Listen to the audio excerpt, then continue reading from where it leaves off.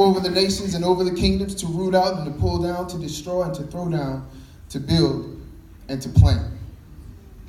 If you will, look to your neighbor and say, it's time to go to work. It's time to go to work. Let's pray. God, I pray that you bless me to do good. Hide me behind the cross. Lord, have liberty. God, no hindrance. Lord God, no restrictions. Touch our hearts and our minds to receive the word that you have for us tonight, Lord God.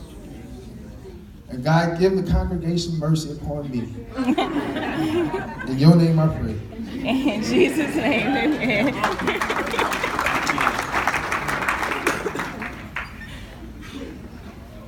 My intention tonight is to impart faith to the person that feels like giving up, or maybe you're feeling like your prayers are going unheard. To the person that feels they have a calling and a purpose in their life, but is hesitant to step out of their comfort zone. Preach. God asked me a question one morning in prayer. He asked me, he said, when will your tears become sweat? I said, what do you mean when will my tears become sweat? Wow. Meaning all that you pray and ask me to do in your life, like being used, I desire to speak through you. Come on. But there's a point when you have to stop begging me and for you to start doing. Come on. I hear your prayers, yes, but you need to make the first move forward. I've equipped you with the necessary tools. Now become active and be about my business. Come on. Preach it, son. You see, I had to learn to get over myself, and my pride and my will hindered me from progressing in God until one day he revealed something to me about me. Sometimes he said, sometimes, Paul, you can be the mountain in your life that you pray to be moved. Come on. Learn to get over yourself. Wow. And the only way to do that is by submitting your will to me. Come on, sir. And now I say, Lord, not my will, but thine be done. Yes, sir. Yes, sir. I don't have a particular sound or a style I've developed over the few short months I've been in ministry. But and I don't know how tonight's going to go, but my aim is to please God. I think of the men and women of God that have come before me and stood on this platform and over this pulpit. How many times the word of God has affected my life and the promises that were spoken into the life of my family and myself. Yes, come on, sir. I try to the best of my ability to mimic those saints of God that have spoken into my life. Preach it, sir. Those saints are the ones that stood against the adversary of this world. And they're still standing. 1 Peter 4:18. Now if the righteous one is scarcely saved, where will the ungodly and the sinner appear? You see, I seek the righteousness of God and not of this world. Yes, sir. I prayed and asked God to give me exactly what it is that he wants me to speak on tonight. Right. My father downloaded into me, what he downloaded into me was an urgency of the times that we live in. Come on, sir. He said, the times that you're living in are dire times. Come on. Come on. Matthew 24, verse 4 through 8, Jesus answered and said to them, take heed that no one deceives you, for many will come in my name saying I am the Christ and will deceive many. And you will hear of wars and rumors of wars. See that you are not troubled, for all these things must come to pass, but the end is not yet. Come on. For nation will rise against nation and kingdom against kingdom, and there will be famines, pestilences, and earthquakes in various places. All these are the beginnings of sorrow. Yes, sir.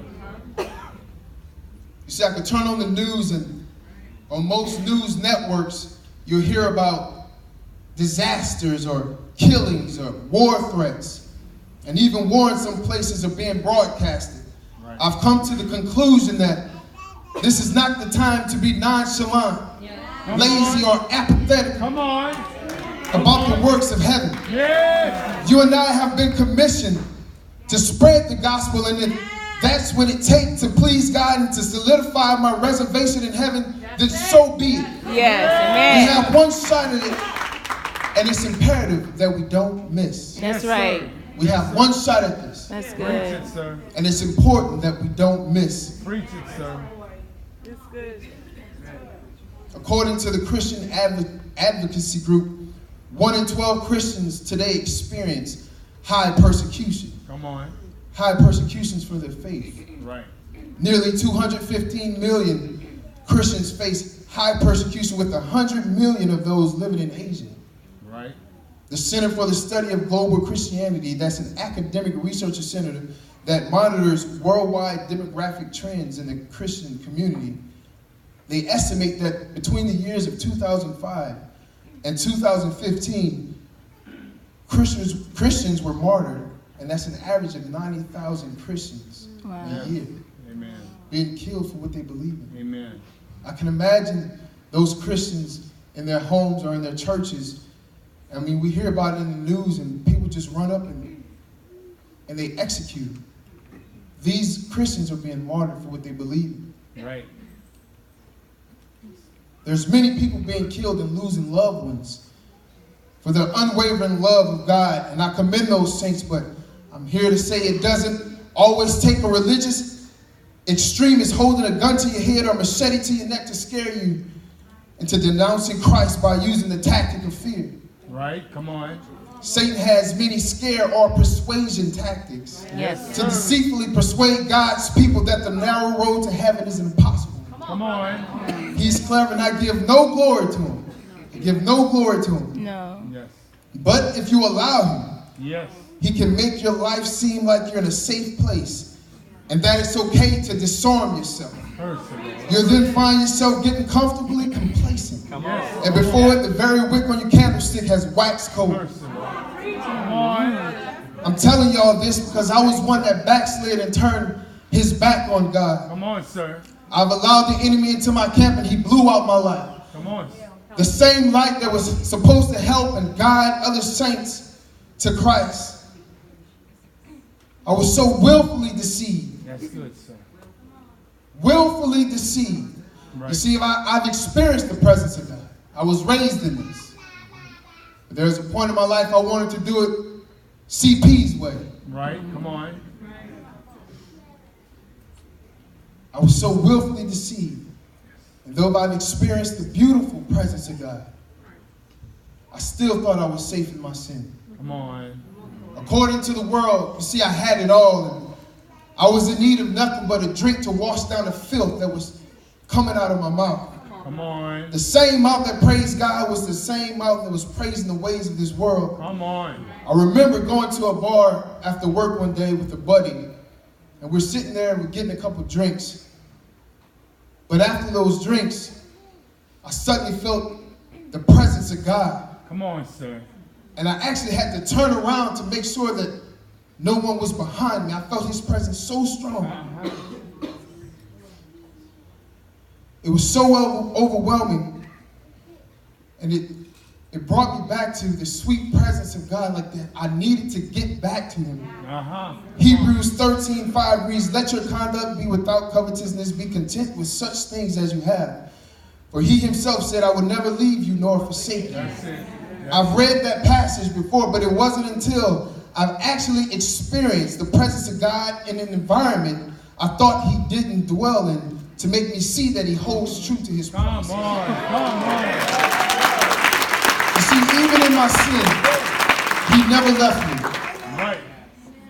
But if God was to come back and I'm still wallowing, meaning I'm still enjoying my sin, Come on, the Bible sir. said to do good and not do it is a sin. Yes, That's sir. right. Then I haven't met the requirements and conditions to be in his presence for Preach eternity. it. Preach And it. he'll pull back his spirit from me, and I find myself completely separated Mercy, Lord. from God. That's called the spiritual death. Yes. Yes. That's why it's important that we search the scriptures to see if we have salvation. Right. I can't rely on a man telling me if I have salvation. I got to rely on his word. I have to search the word for myself to see if I have salvation. Amen. There was a time I decided to quit my job. I've invested so much time into this company to where it started to drain the precious time I needed to have with God. At the time, I was looking to find my purpose in Christ. And like the prodigal son, I had to get back to my father's house. So I decided to lay it all on the line. I laid the money, the social status I thought the money gave me, the identity the world told me that I needed to have to sustain myself and my family. Come on. And though I am thankful of the many blessings he gave me, I had to come to the reality that the material things didn't give me salvation. Come on. That's right. That's good, sir. You see, a car can't drive me into heaven. That's right. Come on, sir. Preach it. Amen. And a bank account can't have enough money into it Come on, sir. to bribe that heavenly host to open up the side gate to heaven. Yes, sir. The only way I can get my name written into the Lamb's Book of Life is by living a repentant life, going down in the miraculous, unmatched, absolute, all-powerful name of Jesus Christ, through water baptism, Yes. and yielding to the receiving the Holy Spirit, which was sent to help you and I in the time of trouble. Come on, somebody.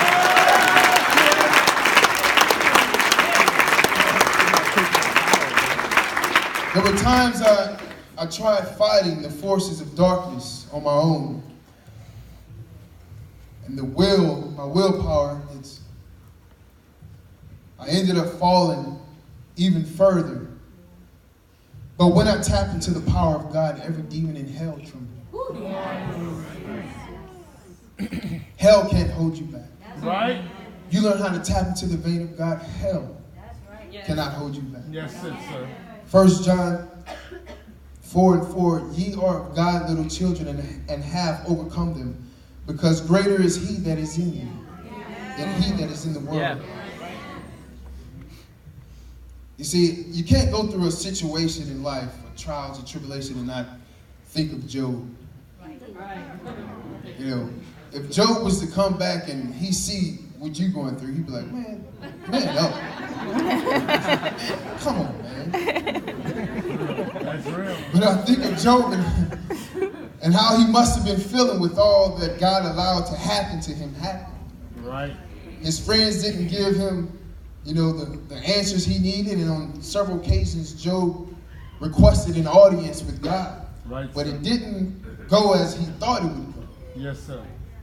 But Job chapter 38, verse 1 through 11, then the Lord answered Job out of the whirlwind and said, who is this who counsel by words without knowledge? Come on, sir. Now prepare yourself like a man that will question you, and you shall answer. Yes, sir. Where were you when I laid the foundations of the earth? Yes, sir. Tell me if you have understanding. Come on, sir. Who determined its measurements? Surely you know. Or who stretched the line upon it? To what were its foundations fastened? Or who laid its cornerstone? When the morning stars sang together and all the sons of God shouted for joy. Or who shut in the sea with doors when it burst forth and issued from the womb? When I made the clouds its garment and the thick darkness its swaddling band. When I fixed my limit for it and set the bars and doors. When I said, this far you may come, but no farther. And here your proud waves must stop. Only God have the power to tell the sea where to stop. That's the power of my God. But let me ask you this.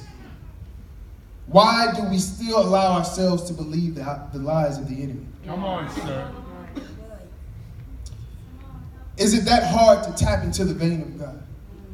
I mean, we say we're Christians. Yes, sir. Come on. Are we Christians or are we trying to be Christ-like? Come on, To sir. me, there's a difference. Come There's a on. lot of people saying they're Christians, but their moral values says otherwise. Come on. I strive to be Christ-like. Come on. Preach that. Preach that, sir. You see, God is omnipresent. Yes, he is. That means he's everywhere. And I don't just need to be on my knees to get him on the line. He's available at work. He's available in the hospital, at school. Right. When I'm facing adversity, even when my flesh is being tempted. He's there.